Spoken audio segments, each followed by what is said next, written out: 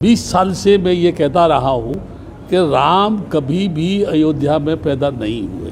दूसरा प्रश्न मेरा ये है, क्या अदालत में कभी भी रामलला हाजिर हुए? क्या रामलला के नाम से वारंट इशू किया गया? क्या रामलला को नोटिस दिया गया? यदि ऐसा नहीं है, इस भारत की धरती पर हिंदू गणराज्य स्थापित करना चाहते हैं, मैं आपके मीडिया के माध्यम से कह रहा हूँ, उनके बाप के फरिश्ते भी इस देश की धरती पर हिंदू गणराज्य स्थापित नहीं कर सकते। मैं पूरे देश के लोगों से ये जानना चाहता हूँ, क्या वेदों में कहीं हिंदू शब्द है? क्या पुराणों में कहीं हिंदू शब्द है? कहीं गीता में कहीं हिंदू शब्द है? रामायण में कहीं हिंदू शब्द है? उपनिषद में कहीं हिंदू शब्द है? किसी भी एक जगह कोई भी इस देश का मनीषी, ब्राह्मण, इस देश का नेता, इस देश का कोई भी उच्च कोटि का आचार, शंकराचार्य ये बताए हिंदू शब्द आया कहाँ से? What is the means of Hindu?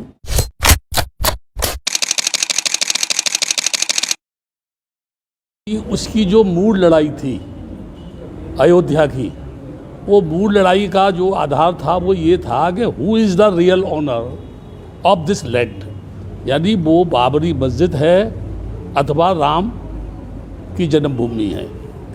या मैं ये बताना चाहता हूँ, 20 साल से मैं ये कहता रहा हूँ कि राम कभी भी अयोध्या में पैदा नहीं हुए। लेकिन यहाँ एक समझने की चीज़ है कि भारत में बौद्धों का जनमत नहीं है और जो लोग आवाज़ उठाते हैं वो अबौद्ध हैं। इसीलिए मैं एक बात ये कह सकता हूँ कि हिंदूकरण की जो नीति है आरएसएस की, वो ये कहती है कि आप माने या ना माने, लेकिन हम मानते हैं कि आप हिंदू हैं। ठीक है। अब यहाँ प्रश्न ये है, मैंने कुछ समय पहले बोला था, सोशल मीडिया पर ही किसी पे बोला था कि रामलला सबके सामने बाबरी मस्जिद उस स्थल पर रखे गए। रामलला के मंदिर नहीं, उस जगह को ताला लगाया गया। बाद में वो ताला खोला गया। तो जब सब ये जानते हैं कि रामलला रखे गए, वहाँ ताला लगाया गया, बाद में वो ताला खोला गया, और इसी बात को लेकर के जब मंडल कमीशन लागू हुआ तो अडवाणी जी ने एक रथ यात्रा निकाली राम रथ लेकर के, और उनका कहना था कि रामलला हम वहीं आएंगे और राम मंदिर बनाएंगे। उसका प्रचार प्रसार किया गया। यहाँ एक प्रश्न है, ऐतिहासिक दृष्टि से आज तक कोई ये भी सिद्ध नहीं कर सका ऐतिहासिक दस्तावेजों के आधार पर कि रियल में वो राम जन्मभूमि है। अयोध्या जो है वह जो है मृणाल माता, जो बौद्ध धर्म के अंदर प्रसिद्ध जो है वो श्रावस्ती नरेश की पत्नी थी, और वही का प्रसिद्ध कवि अश्वघोष महायान का अयोध्या का ही रहने वाला था। श्रावस्ती नरेश ने जब नरसंहार की वो बात कही थी ब्राह्मणों ने, तो वहाँ पर जो है जानवरों की हत्या की जाती थी। तथागत बुद्ध एक भेड़ के बच्चे को लेकर गए और उन्होंने वहाँ कहा कि राजन, नरसंहार करने से यदि आदमी को सुख मिलता है, स्वर्ग मिलता है, तो मैं ये चाहूँगा कि सबसे पहले आप मेरा ही मर्डर करें। तब राजा ने घोषणा की कि मेरे राज्य में किसी की हत्या नहीं होगी, और वो क्या बना? अयोध्या बना, जहाँ कोई योद्धा नहीं हो। अवध बना, जिसका मतलब है जहाँ किसी का वध नहीं हो। वास्तविक दृष्टि से देखा जाए तो राम की जन्मभूमि थाईलैंड में है, सारी दुनिया ये जानती है। लेकिन ये चीज़ एक बहुत महत्वपूर्ण बता रहा हूँ, जो पुष्पमित्र शुंग भिक्षुओं का कत्ल करने के बाद राजा बृहदत्त, जो बौद्धों का अंतिम राजा था, उसकी हत्या करने के बाद एड़ी चोटी का जोर ब्राह्मणों ने लगाया इस भारत की धरती पर हिंदू गणराज्य स्थापित करने के लिए, फिर से ब्राह्मणी संस्कृति को थोपने के लिए। लेकिन 2,500-3 हज़ार वर्ष होने के बावजूद भी पूर्ण रूपेण वो जो सफल नहीं हो सके। 84,000 बुद्ध विहारों को तोड़ा गया, नालंदा विश्वविद्यालय तोड़ा गया, तमाम चीज़ें दो ध्वस्त किया गया। और आज भी यानी पूरे देश का अगर सर्वे किया जाए तो जहाँ जहाँ बौद्धों के अवशेष है, वहाँ कोई न कोई हिंदू संस्कृति का, ब्राह्मणी संस्कृति का कोई न कोई प्रतीक मिलेगा। तब प्रश्न ये पैदा होता है, बौद्धों के अवशेष स्थल पर ये हिंदू प्रतीक कैसे पहुँचा? इसका मतलब ये है जानबूझकर उसको स्थापित किया गया और इसको विवाद का एक केंद्र बनाया गया। मैं एग्जाम्पल देता हूँ, भद्रावती की लेनी हो, बुद्ध लेनी, वहाँ बताते हैं 5 पांडव हैं। नासिक में जाएंगे जहाँ वो बुद्ध लेनी है वहाँ बताते हैं ये पांडव लेनी है। बुद्ध के आगे महाबोधि बिहार में जाएंगे, जब टेम्पल में घुसेंगे तो लेफ्ट साइड में भगवान बुद्ध की 5 मूर्तियाँ हैं, कहते हैं ये 5 पांडव हैं। मेरी समझ में ये नहीं आता कि भद्रावती हो, नासिक हो या बोध गया हो, हर जगह 5 पांडव गए थे जो है, जिनके वहाँ अवशेष मौजूद मिलते हैं। एक प्रश्न और ज़्यादा महत्वपूर्ण बता रहा हूँ मैं, अदालत ने कोई टिप्पणी की, मैं ये नहीं कह रहा कि अदालत ने फैसला क्या दिया, मेरा उससे कोई लेना देना नहीं है, वो अदालत का काम है। लेकिन मैं स्वतंत्र भारत की धरती पर रहता हूँ, मुझे मेरी बात कहने का हक है, और वो हक ये है कि जिन अदालतों के जजों ने ये कहा था कि यहाँ फैसले भावनाओं पर नहीं दस्तावेजों के आधार पर होता है, और वही वो फैसला भावनाओं के आधार पर हुआ, ये मेरी समझ में नहीं आ रहा है। ये उनके उच्चतम अदालत के जजों का फैसला है, उनका सोच है, उनका विचार है, किस दृष्टि से, किस कानून की दृष्टि से उन्होंने फैसला किया, ये वही लोग इसकी सही बात कह सकते हैं। मैं तो इस संबंध में कुछ जानता नहीं, लेकिन एक बात जरूर कह रहा हूँ, राम जन्मभूमि में जितने भी अब अवशेष निकल रहे हैं वह सारे के सारे बौद्धों के अवशेष निकल रहे हैं। तब मेरा प्रश्न ये है कि राम की जन्मभूमि में राम के अवशेष क्यों नहीं, और जब राम के अवशेष नहीं हैं तो उसको बौद्ध नगरी मानने से इस देश को क्या ऐतराज है।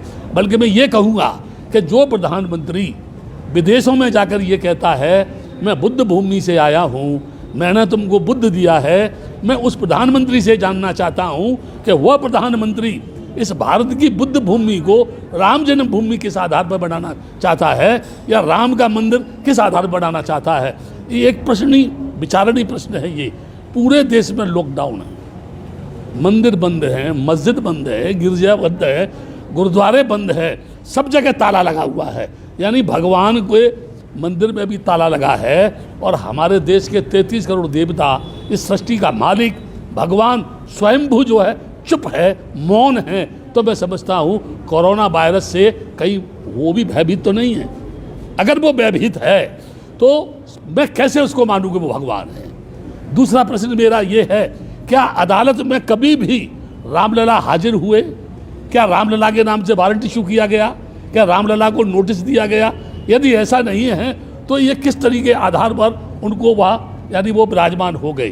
तीसरी चीज़ मैं ये कहना चाहता हूँ, भारत की धरती को कहीं भी खोदा जाए उसमें बुद्ध निकलता है, बुद्ध का अवशेष निकलता है, और कुछ नहीं निकलता है। कृष्ण भूमि है, वो भी बुद्ध भूमि है। भूतेश्वर से लेकर मथुरा में कलटरी तक 27 भव्य बुद्ध विहार थे, बहुत बड़े बड़े बुद्ध विहार थे। आज खोदा जाए तो वहाँ बुद्ध विहार निकलेगी। यहाँ एक प्रश्न है, बुद्ध की मूर्ति को तेलिया बाबा बनाया जा रहा है, बुद्ध की मूर्ति को विष्णु बनाया जा रहा है, बुद्ध की मूर्ति को विकृत किया जा रहा है। और कारण क्या है? हमारे देश का भिक्षु नपुंसक है, हमारे देश का भिक्षु जो है डरपोक है, भयभीत है, क्योंकि उसमें नैतिकता की ताकत नहीं है, उसके अंदर चरित्र नहीं है, उसमें सत्य के प्रति जूझने की हिम्मत नहीं है, वो मौत से डरता है। बुद्ध ने कहा जिसने मौत का साक्षात्कार कर लिया वो जिंदगी में भय मुक्त हो गया, अब उसके सामने कोई भी भय उत्पन्न नहीं कर सकता है। मैं ये कह रहा हूँ, एड़ी चोटी का जोर लगा करके हमारे देश का पूरा हिंदू समाज जहर उगल रहा है बेलगाम घोड़ों की तरह से। वो सड़क की अनैतिकता पर दौड़ रहा है, धर्म को अधर्म कह रहा है, भिक्षुओं को गालियां दे रहा है। वो रामदेव जो एक बहुत बड़ा व्यापारी है वो उपदेश दे रहा है, जिनको ये पता नहीं कि योग की परिभाषा क्या है। मैं यहाँ ये बताना चाहता हूँ कि जो लोग भी इस भारत की धरती पर हिंदू गणराज स्थापित करना चाहते हैं, मैं आपके मीडिया के माध्यम से कह रहा हूँ, उनके बाप भी, उनके बाप के फरिश्ते भी इस देश की धरती पर हिंदू गणराज स्थापित नहीं कर सकते। क्योंकि जब ये देश आज़ाद हुआ, अंग्रेज़ों से जब एग्रीमेंट हुआ, तब डेमोक्रेसी के आधार पर यह देश आज़ाद हुआ, लोकतंत्र के आधार पर यह देश आज़ाद हुआ, धर्मनिरपेक्षता के आधार पर यह हुआ। मैं पूरे देश के लोगों से ये जानना चाहता हूँ, क्या वेदों में कहीं हिंदू शब्द है? क्या पुराणों में कहीं हिंदू शब्द है? कहीं गीता में कहीं हिंदू शब्द है? रामायण में कहीं हिंदू शब्द है? उपनिषद में कहीं हिंदू शब्द है? किसी भी एक जगह कोई भी इस देश का मनीषी, ब्राह्मण, इस देश का नेता, इस देश का कोई भी उच्च कोटि का आचार, शंकराचार्य ये बताए हिंदू शब्द आया कहाँ से, what is the means of Hindu, what is the difference, यानी हिंदूज एंड अदर कम्युनिटीज जो है। मैं ये बताना चाहता हूँ, केवल डॉक्टर अंबेडकर के संविधान को ये सीधा सीधा नहीं बदल सकते, क्योंकि उस समय इनके पास कोई अंबेडकर नहीं था जो भारतीय संविधान की रचना करता। इस समय भी इनके पास कोई ऐसा मनीषी नहीं है जो संविधान को बदल दे। इसलिए ये राम मंदिर जो है, ये राम मंदिर के माध्यम से हिंदू गणराज्य लाने की कोशिश कर रहे हैं, लेकिन ये भूल गए जब 60 वर्ष की कांग्रेस सड़क पर आ सकती है तो इनके फरिश्तों को भी सड़क पर भीख मांगने से कोई रोक नहीं पाएगा। मैं यहाँ एक बात कहना चाहता हूँ, बड़े बड़े शहंशाह, बड़े बड़े सूफी, यानी हजरत आदम नबी से नीचे जमी के चल बसे थे, नूह किस्ती मान बल्ला यार वो भी चल बसे, जिनका जमी पे था लश्कर व फौजो सिया, दिल के अरमा दिल में रहे यार वो भी चल बसे। आज हम उनके चलने का करते हैं भैया, लोग कल हमसे कहेंगे यार वो भी चल बसे। बड़े बड़े राजा महाराजा, औरंगजेब हुआ या अन्य राजा हुए जो तलवार के बूते पर शासन करना चाहते थे, सिकंदर हो या कोई और हो, मर गए, ज़मीन पर दफन हो गए, उनकी भी कामना पूरी नहीं हुई। तो ये आरएसएस के लोग, ये बजरंग दल के लोग, ये शिवसेना के लोग और चंद ये इस समय नकाबपोश जो नेता है जो पूरे देश को बेचना चाहते हैं, रेल बेच रहे हैं, ये जो है बैंकों को बेचना चाहते हैं, हवाई अड्डों को इन्होंने बेच दिया, ये सारे मुल्क को बेच करके जब बेच देंगे तो ये व्हाट विल बी, यानी what will the do on the land of India, क्या करेंगे इस देश में, क्या करना चाहते हैं ये। इनका मकसद है एनी हाउ ब्राह्मणी संस्कृति को भारत की धरती पर स्थापित करना। अब वो जमाना नहीं है जब कोई पुष्प सिंह भिक्षुओं का कत्ल करेगा। डॉक्टर अंबेडकर ने बुद्धिज्म को स्वीकार करके एक ऐसी यानी शैली, ऐसी फिलॉसफी, ऐसी भाषा, ऐसी वाणी, ऐसा दर्शन लोगों को बीच में दे दिया है। ज्यों ज्यों लोग डॉक्टर अंबेडकर को पढ़ेंगे त्यों त्यों इस देश में बगावत करने वाले लोगों की संख्या बढ़ेगी। सच को कहना अगर देशद्रोही की श्रेणी में आता है, ब्राह्मणवाद की सच बात कहना अगर देशद्रोही की श्रेणी में आता है, तो मैं देश के लोगों से कहूँगा मुझे किसी भी चौराहे पर खड़ा करके फांसी लगा दो, मुझे कोई आपत्ति नहीं है, लेकिन मेरे मरने के बाद भी मेरी जिस्म का एक एक कण ये बोलेगा ये बुद्ध भूमि है, ये बुद्ध भूमि है, ये बुद्ध भूमि है, ये राम जन्म भूमि नहीं है। अगर कोई ये कहता है कि राम जन्म भूमि है तो मुझे बताए राम का जन्म कैसे हुआ, वो कौन थे जिन्होंने चावल दिए थे, उन रानियों के संतान किससे पैदा हुई, मुझे लोग ये बताएं क्या गोबर से गोरखनाथ होते हैं, क्या मकड़ी के पेट से मकरध्वज होते हैं, क्या यहाँ यानी घास से आदमी पैदा होता है। अगर पहले होता था तो इस सदी में कहीं ना कहीं तो गोबर से कोई बच्चा पैदा होना चाहिए, कहीं ना कहीं मकड़ी के पेट में से तो कोई पैदा होना चाहिए। ये झूठे, ये बेईमान, ये बदमाश, ये गुंडे, ये लफंगे इस देश की नैतिकता का तहस नहस करके फिर से इस देश को गुलाम बनाने की ओर ले जाना चाहते हैं, जो कभी भी संभव नहीं है, कभी भी इनकी भावना पूरी नहीं होगी। बुद्ध ने कहा पहले अपने आप को जीतो, उसके बाद दूसरे की जीतने की बात करो। 5 तारीख से तो निर्माण कार्य भी चालू हो जाएगा, ऐसे समय हम बौद्धों को क्या करना चाहिए? कोई भी बौद्ध इस समय पर कोई भी कदम उठाएगा, लॉकडाउन का मतलब क्या आप जानते हैं? लॉकडाउन का मतलब ये है समूह में लोग नहीं जाएंगे, गाड़ियां बंद, रेल बंद, बस बंद। बौद्ध क्या करेंगे? क्या आप ये सोचते हैं कि धरना प्रदर्शन करके ये बौद्धों की बात सुन ली जाएगी? यानी पूरी दुनिया जानती है कि बुद्ध के आगा महाबोधि बिहार बौद्धों का है। पूरा त्रिपिटक कहता है कि अयोध्या जो है साकेत नगरी के नाम से जानी जाती है। ये कह रहे हैं ये राम मंदिर है, और कह नहीं रहे हैं, उन्होंने उस जगह बाबरी मस्जिद को तोड़ करके राम मंदिर बनाने की शुरुआत कर दी। यहाँ एक प्रश्न है, जब वहाँ बाबरी मस्जिद थी ही नहीं तो आपने मुसलमानों को 5 एकड़ जमीन देने की घोषणा क्यों की? क्या आप उनको खुश करना चाहते हैं? और फिर ये अभी रक्षाबंधन आ रहा है, उसके साथ साथ ईद आ रही है, और ये 27 से फिर यानी 5 तारीख तक लॉकडाउन करेंगे। ये लॉकडाउन का मतलब क्या है? कोई भी आदमी किसी भी प्रकार की सरकार के खिलाफ बगावत नहीं कर सकता है, और वो जो चाह रही है उसे वो करेंगे।